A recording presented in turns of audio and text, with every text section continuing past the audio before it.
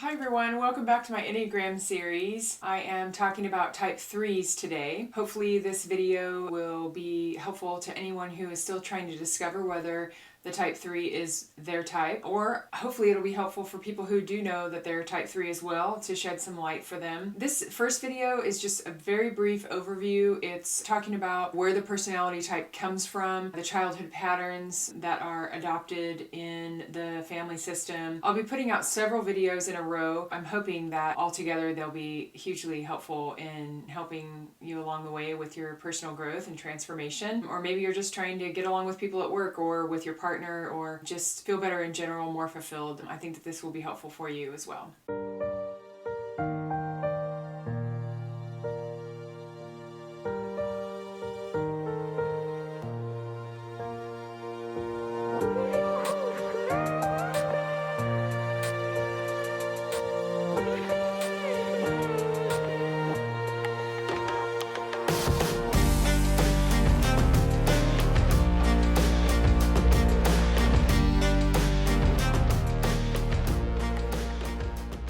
Let's dive in. So the type 3. In childhood, they are not valued for themselves. Instead, they're valued for being and doing certain things extremely well. They learned validation or worth equals achievement and performance. They have a deep emotional bond with the primary nurturer, usually the mother. They learn as infants subconsciously to adapt themselves to do and be those things that will be pleasing to that person. Most of the time, 3s act on ideals that are not stated by the nurturer. For instance, the mother doesn't say to you, "You should be a blah blah blah."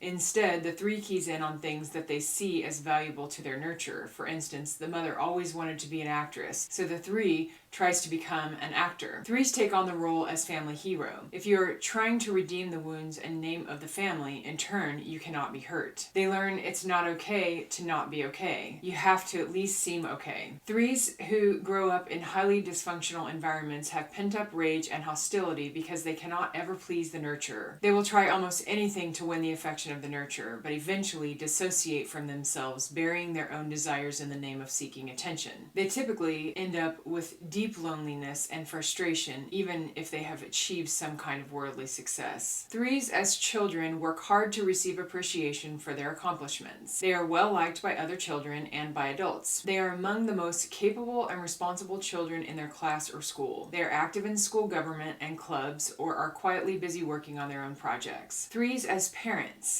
are consistent, dependable, and loyal. They struggle between wanting to spend time with their children and wanting to get more work done. They expect their children to be responsible and organized. 3's core fears: being a failure, being seen as incapable or incompetent, being unimpressive, being second best, being seen as having no merit, being exposed, being seen as unworthy of love.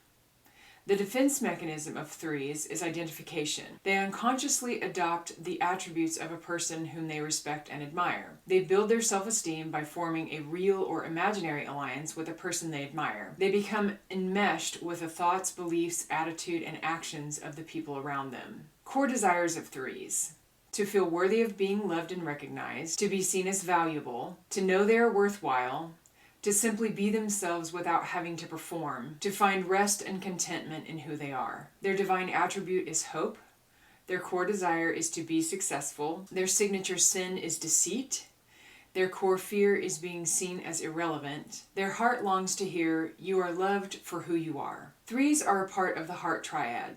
They focus on improving themselves. They are great motivators. They adapt their self-images to what is valued in any situation. They suppress their emotions. They seek affirmation and acceptance. They avoid shame by highlighting their achievements. They lose touch with their personal feelings and core selves. 3s are comfortable and quick-minded when fulfilling their purpose. When thriving, they are authentic and self-accepting. Their healthy self-image is successful and admirable. Their sin or passion is deceit. Deceit refers to their tendency to deceive themselves in believing they must perform to receive love and acceptance. In other words, they believe they are only worthy of love if they accomplish something great or achieve a certain status. Often they take on the persona of a person they respect and admire and become so enmeshed with this person's beliefs, ideas, and practices that they don't know how to untangle themselves from what is true or untrue about themselves. Key 3 motivations: being successful, being admired, being seen as valuable and worthwhile, impressing others, and being affirmed. Priorities for threes: finishing their goals and tasks, gaining recognition, achieving success, beating their competition. Exhaustion indicators: they become disconnected and aloof. Threes tend to be workaholic types driven to achieve, and exhaustion is something to pay close attention to. The threes that I've been a part of have been workaholics, all of them.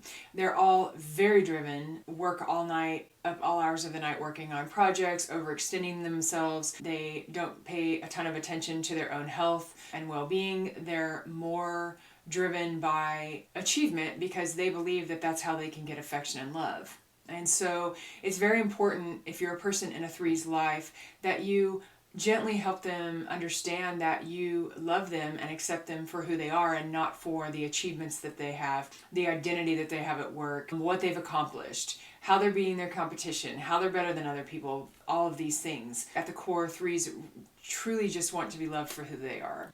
Please click subscribe and share my video with anyone that you feel might benefit from it. Thank you so much for watching.